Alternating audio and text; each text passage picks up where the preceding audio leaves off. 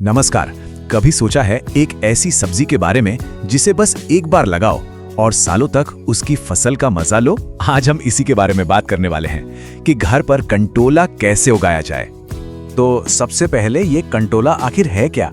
देखिए, ये एक 12 मासी बेल है और इसका सीधा सा मतलब ये हुआ कि मेहनत एक बार करनी है और फसल वो सालों साल मिलती रहेगी। और ये बात तो वाकई कमाल की है। जरा सोचिए, सिर्फ एक पौधा और वो भी लगातार 7 से 8 साल तक फल देता रहेगा। मतलब किसी भी होम गार्डन के लिए इससे बढ़िया और क्या हो सकता है।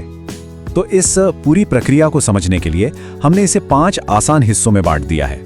हम कंटोला के परिचय से शुरू करेंगे, फिर तैयारी देखेंगे, इसे लगाने का तरीका, पौधे की देखभाल और आखिर में कीटों से कैसे बचाना है, इस पर बात करेंगे। तो चलिए सबसे पहले इस जबरदस्त सब्जी से थोड़ी जान पहचान कर लेते हैं। अच्छा, तो इसे उगाना ही क्यों चाहिए? देखिए, इसका स्वाद तो लाजवाब है ही, पर कंटोला असल में एक न्यूट्रिशनल पावर हाउस है। इसमें प्रोटीन, आयरन जैसे पोषक तत्व भरे पड़े हैं और तो और इसमें औषधीय गुण भी होते हैं। और सबसे बढ़िया बात जानते हैं क्या है?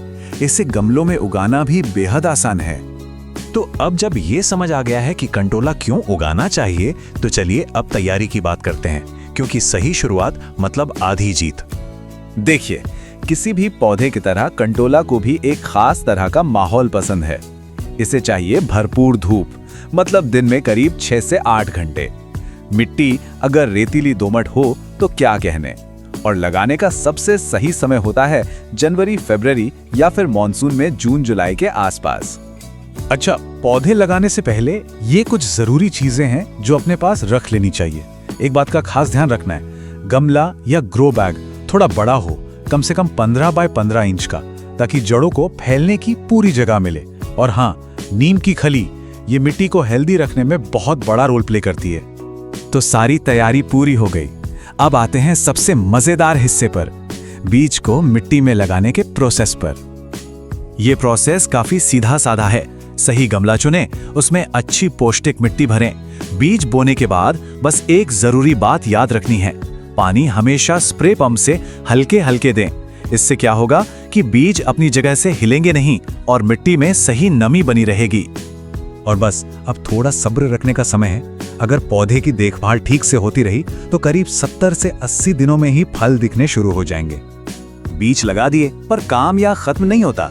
असल में असली कहानी तो अब शुरू होती है, इस बेल को बढ़ने के लिए सही पोषण देने की।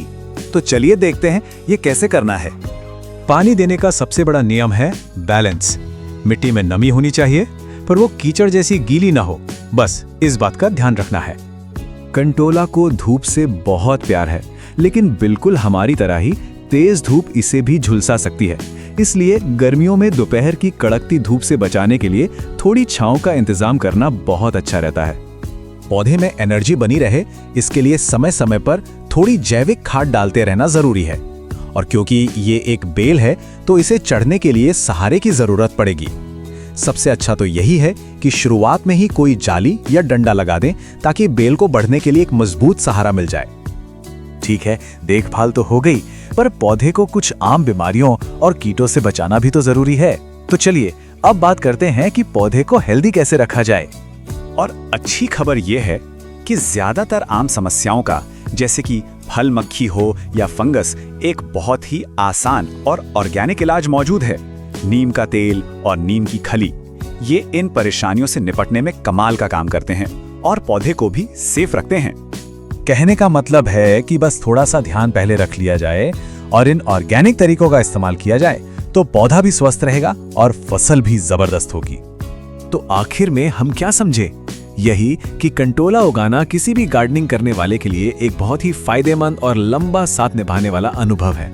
और ये हमें एक दिलचस्प सवाल के साथ छोड़ जाता है, जब एक ऐसी सब्जी उगाना मुमकिन है जो लगभग 10 साल तक फल दे, तो ये हमारे गार्डन प्लानिंग के पूरे तरीके को कैसे बदल सकता है?